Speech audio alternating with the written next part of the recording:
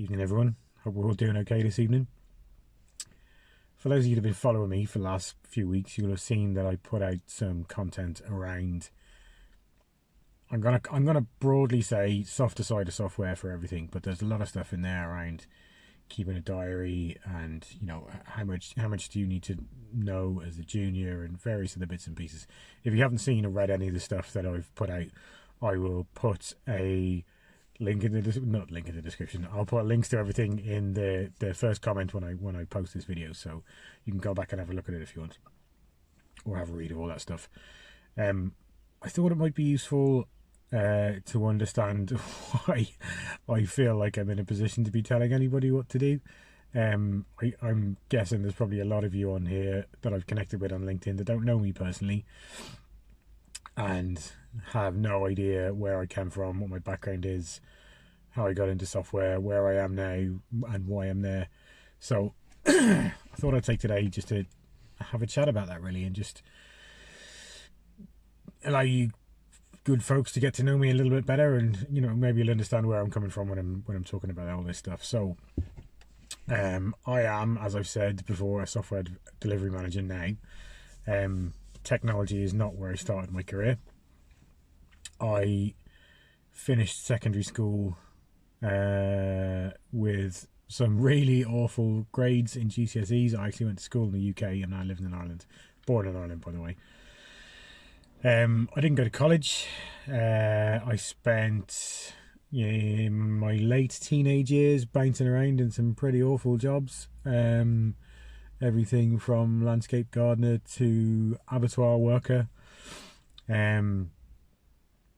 That was definitely the worst job I've ever had, by the way. Don't ever do that. I got into customer service, as it was actually, when I was about 21. And quite quickly found that I had a knack for talking to people. So I moved from customer service into telesales pretty quickly. And then for most of my 20s, I was working in different sales jobs.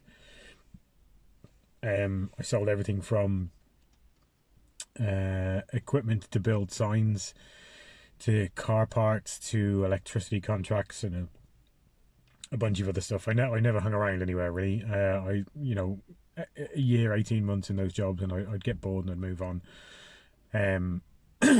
I was working for a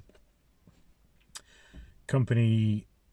The last sales job I ever had, basically what happened was, I'm not going to go into too many details about who the company was, but I arrived in work and, basically the company didn't have any more work for me. That was it. I was out of a job. This was right at the time around the kind of 2007, 2008 financial crisis hit, so there were no jobs.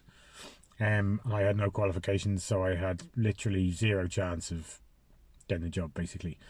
What I did find out, though, after a couple of weeks of wallowing in self-pity that I didn't have a job, was that the government would pay for me to go to college, which is great. So I initially thought I wanted to do furniture making, and that was just a disaster of a course. I spent 12 months not making any furniture on a furniture making course. It was bizarre.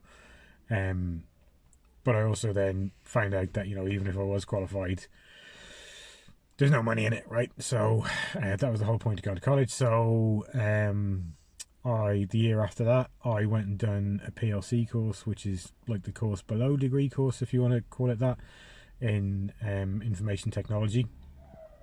And then following on from that, because I really enjoyed that course, I applied to IT Carlow here in Ireland, and I started a software development course.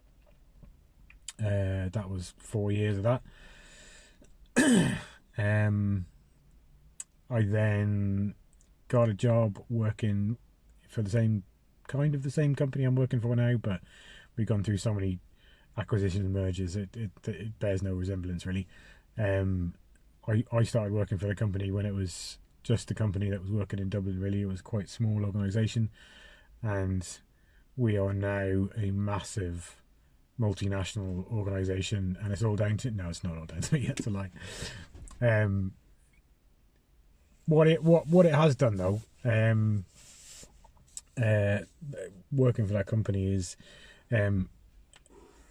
it's the longest I've ever worked anywhere in my life, and it's allowed me to work with some of the smartest people I've ever met, which is incredible. Like I wouldn't class myself in the same kind of bracket as these people when it comes to intelligence. They're just on another level, both technically and emotionally. Some of the people I've got to work with in PPB, Flutter, whatever you want to call it now, it's just been insane, and I've learned more in the past 6 years than I did in any other part of my career, really. And I'm super grateful for all of that.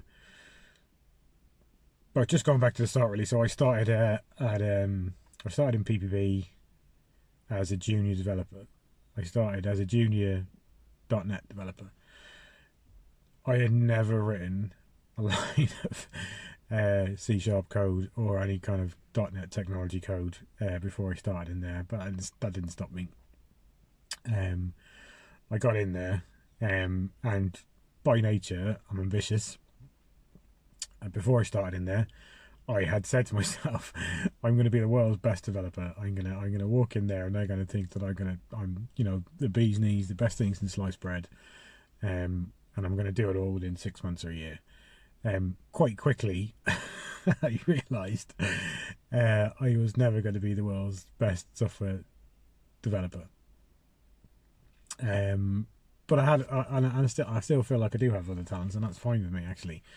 I started there. I was, I think, 18 months as a junior, and I got promoted to mid-level engineer. Then the opportunity arrived to apply for a team lead position, which I applied for and got after 2 years, which I was super proud of. And then about a year later, the opportunity came up to apply for a delivery manager role, and I applied for that, and I got that, and I'm super proud about that too. And that's where I am now. That was 2 years ago. And then in the middle of last year, I got asked to be technical lead on a massive project, which I'm also super proud about. It's leading a huge team of teams is probably the best way to describe it. And on this particular project, it's the most ambitious one of the most ambitious things we've done for that particular product in 7 or 8 years, probably. So, I'm honoured and privileged and proud to be able to say I'm tech lead on that project, and I've done all that in 5 years. Let's say that's roughly where I am now. The reason I'm saying all this is because when I'm talking about, if I'm writing articles about, the value of keeping a diary, or, I'm talking about the things that you need to know and learn as a developer, and, what's important and what's not. I don't want you to think that, I'm pulling this stuff out of my backside.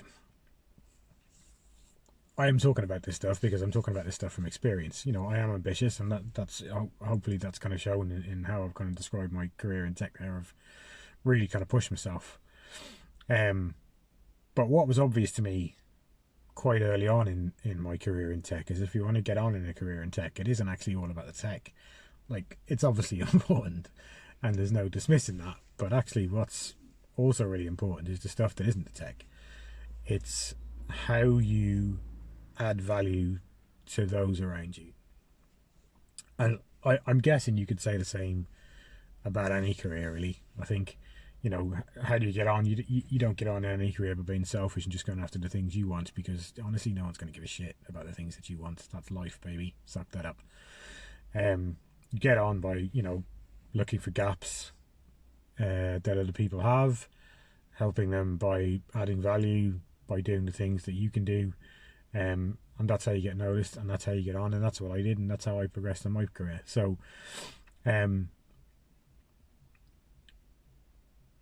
5 years, and I'm pretty bloody proud of that to get me to the point where I was asked to be technical lead on this massive project. But I've done it quite tactically, I would say. None of that's been an accident. I've worked really hard at all that stuff, and the stuff that I talk about and the stuff that I write about is all the things that I've done, and it's all the things that I know worked because I did them.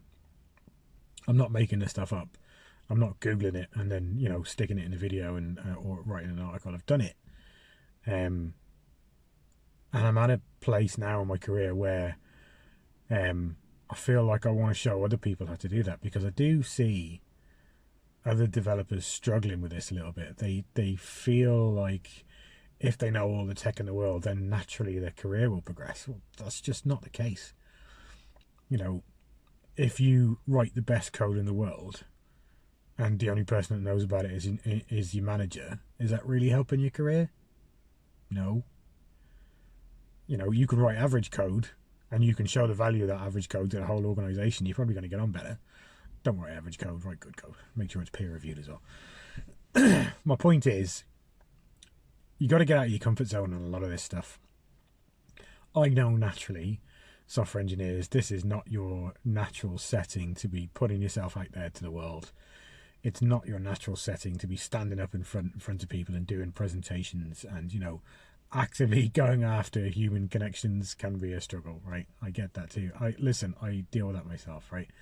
My wife will tell you I'm not the most people-oriented person that's ever lived, but I know the value of making human connections, and I know the value I get and the reward I get by adding value to other people's lives, and that's really where I've got to where I am today, really. So I am going to be putting more content out around this, because, you know, not because I want you to hear the sound of my own voice. I'm not stood in front of you. I'm doing this behind a camera because I don't really, you know, I'm like the rest of you. I'm not super comfortable in big crowds of people, but I do want to help. Like that, I've progressed my career to the point it is now by helping other people, and that's what I want to continue to do. So, as I said, I have put some content out in the past couple of weeks around career development stuff, and some, you know, tips and tricks that are going to hopefully help a few people out there. I am going to continue to do that. On top of that, what I've been working on for myself behind the scenes for the last little while is I want to provide a service or product for engineers that will package all this stuff up and help them with it. I am still working on that. You may be seeing, I posted on LinkedIn earlier today, just telling people that I am working on it, and I'm looking for contact details for people, just so I can keep you up to date.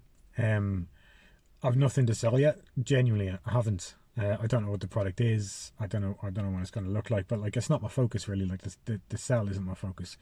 What my focus is I want to help, and if I can do that in the same vein that I've done that for people up until this point, you know, that's how I've built my career. And if I can do that, if I can help you guys by helping you build your career, then, you know, I'm going to get satisfaction out of that. And if I end up making a few quid out of it, great. But like, that's not the focus for me here. I want to make sure that I'm helping people. So you're going to see more content, I guess, is the message here. But you're going to see more content under the premise that I want to help you. Like, that's where my head's at. Genuinely, I just want to help people. God, that sounded so patronizing, but I hope you understand where I'm coming from. Like, that's where I get satisfaction in life, is like, you know, seeing other people do well, and, you know, the people that I work with, the people that I'm lucky to be able to call my, you know, direct reports, and the people that work in my team, hopefully will say that to you as well, that, you know, I just genuinely want to help you, and I want to see you do well. Like, that's what I get a buzz from. So if I can transform that to do that at scale, I'd be delighted. So in addition to the links that I'm going to put in the first comments when I post this video, I will put a link to a page where you can submit your details, just your name and your email address. That's all I'm looking for really. I want to keep everybody up to date as I'm kind of putting this together. Ultimately, I'm probably going to need to reach out to a few people in this community too, to kind of sense check the stuff that I'm doing along the way, and then, you know, I don't want this all to be a cost for people. So, you know, I'm going to see how I can give out some like, you know, I'm connected with 6,000 people on LinkedIn. I can't give 6,000 hours away. I just haven't got the time to do that.